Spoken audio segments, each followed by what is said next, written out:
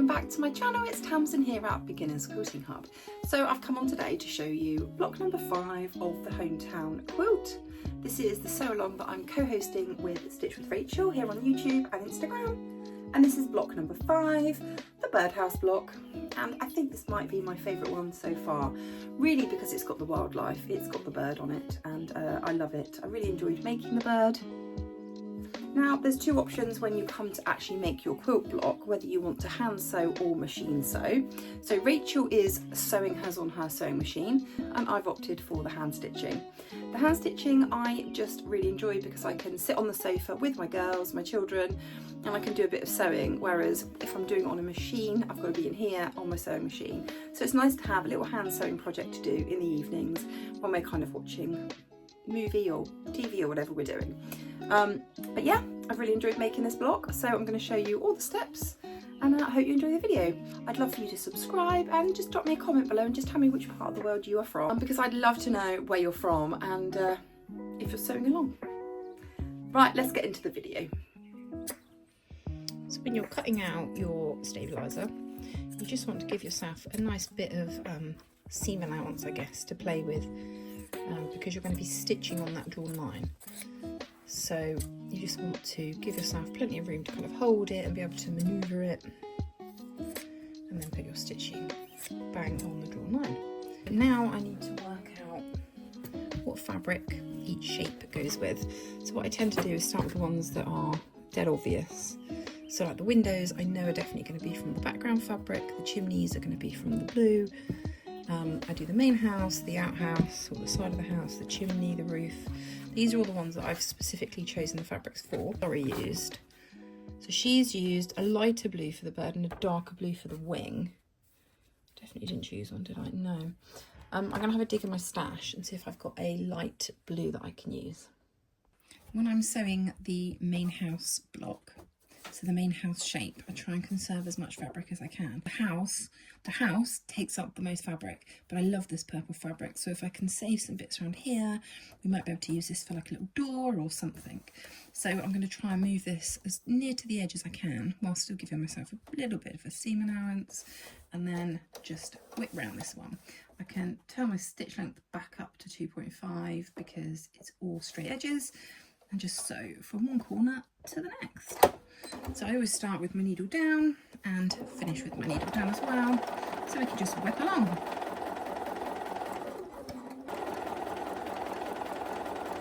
Leave my needle down, just lift my foot, spin it round and shoot across to the next one.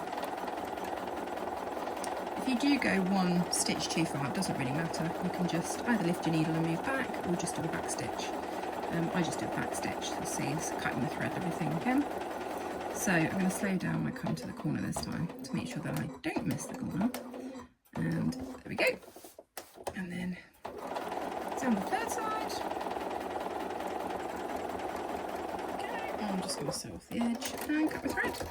So when I cut this, I'm going to cut it as close to the stitch line as I can, giving myself this lovely big chunk of purple fabric that I can save. And I will also save this as well. This might be good for a bit of bias binding within the blocks, or maybe like one of the doorsteps. So plenty we can do with those. And then this one.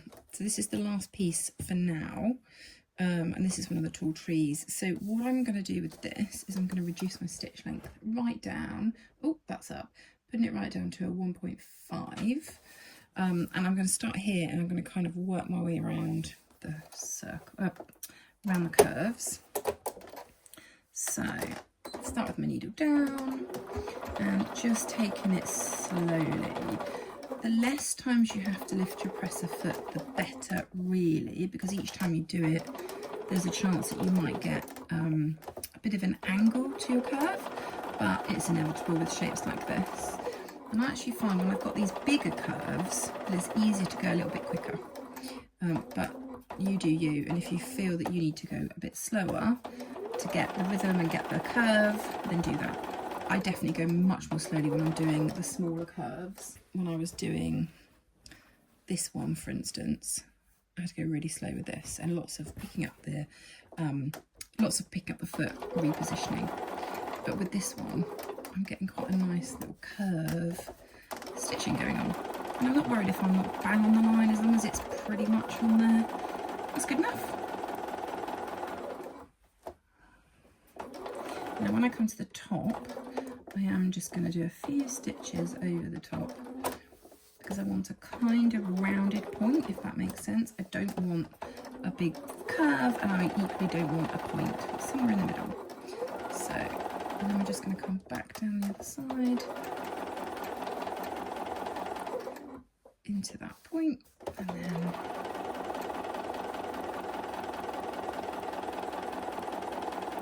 okay. So that's all the shapes now sewn.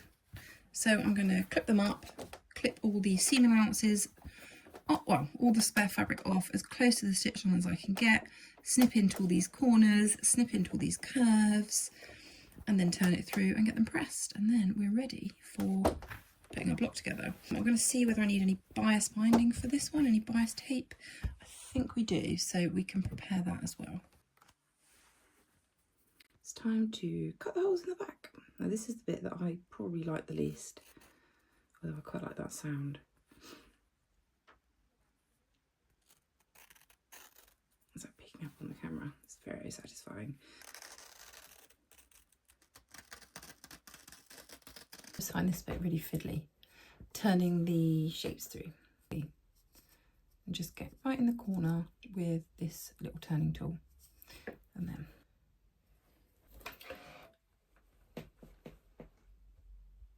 it's worth leaving the iron just on top of the shape, just for a couple of seconds, just to get it really nice and flat. So that's those. Now I have already prepared all of my bias binding strips. These are teeny weeny. They are 1/4 of an inch wide when they're finished. So they start at 1/2 inch, and then yeah, we run them through the bias tape maker, tree trunks and bits and pieces. So the last bit I've got is the little hedgerow. So I'm just going to turn that through. Now it's definitely worth snipping right into these pieces here as deep as you can go without going anywhere near the stitches, because if you snip the stitches, obviously you're going to have a hole when you turn it through. It's okay if you do that, you just need to resew it on your sewing machine.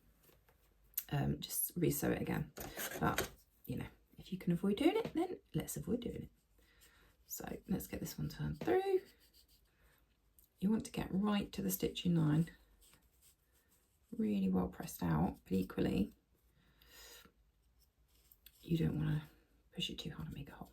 I just kind of in a sideways motion.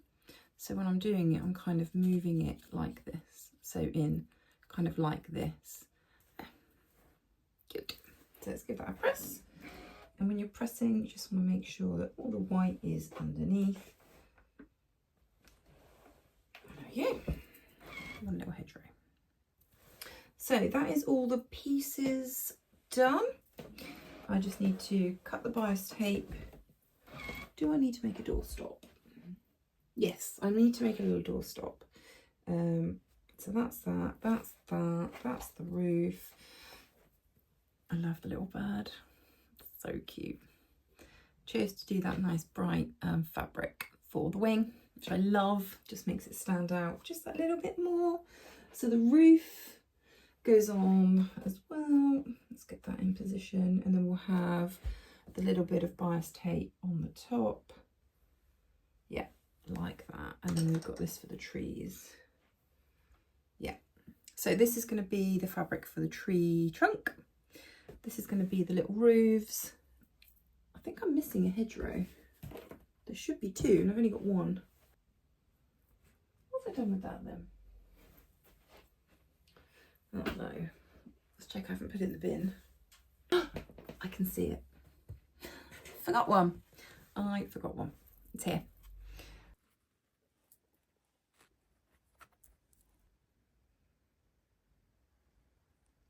So let's build our house. The first thing I need to do though is actually put everything away. Oh, I need those. So I've got some space. Right. That's the lid. So I've prepared my background piece. So the background is the same colour as the windows, which is kind of what I've done in every block. And what I want to do is fold this piece in half and just give it a little press with my iron so I know where the centre point is. That way, when I go to lay the house, I know where my centre is for laying it down. And what I'm doing is I just pop it on my design board. That way I can... It's now a bit later in the day and I've glued everything, pinned everything and let it dry. And now I'm just removing all the pins, ready for the hand sewing to take place. I became quite unwell as I finished up the block and prepared for the hand sewing. So actually all the hand sewing was done snuggled under a blanket on the sofa, so there's no footage. Laurie's blog, she sets everything out for you so that you can follow through and make everything. Now, I remember reading this, and actually she does glue some of the shapes together before she puts them into the main house. So I think I might do that first because it's a tried and tested method. So let me grab my glue. If you haven't seen the glue that I used before, I use the Roxanne glue baste it. It's a temporary basting glue. And this is quite a nice size. This is 2 fluid ounces. Just give it a little bit of a shake, and it comes, probably just need to give this a little clean. I didn't wipe it off when I used it last time because I thought I was coming back to it and then I didn't. But it comes with this really fine tip, and you can get some really good precision when you're gluing.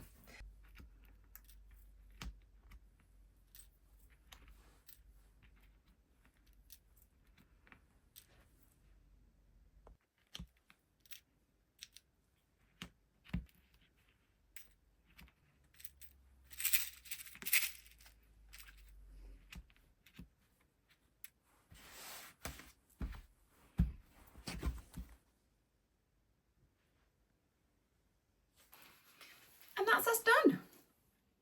Another block done. Now I've decided not to add the little legs on because I just think it will look a bit messy if I do that, because they are really tiny. And actually I quite like that I've kind of positioned it so it kind of looks like it's taking off. I may end up right at the end, once we've finished putting the quilt together, adding a little French knot so it's like an eye. But actually I really like it how it is. I think it kind of looks like it's just taken off from the roof. What do you think? That is the birdhouse block finished. I love it. I'm glad I went with the purple. I've laid it out against my other blocks and it looks really good. It looks like it's meant to be in there. So I'm really pleased with it. I'm going to give it a really good press now from the front and then store it with the other blocks. And it's time for number 6. So I need to get choosing my fabrics. I've already prepared my background squares. I'm trying to, because I'm using different background fabrics. So this one's got the little red crisscrosses, but I've got 3 different fabrics that I'm using because I wanted to use up the yardage that I've got. So I'm trying to spread those colours evenly throughout the front. So I've cut them already and then I can make sure that I'm using the right one with the right block.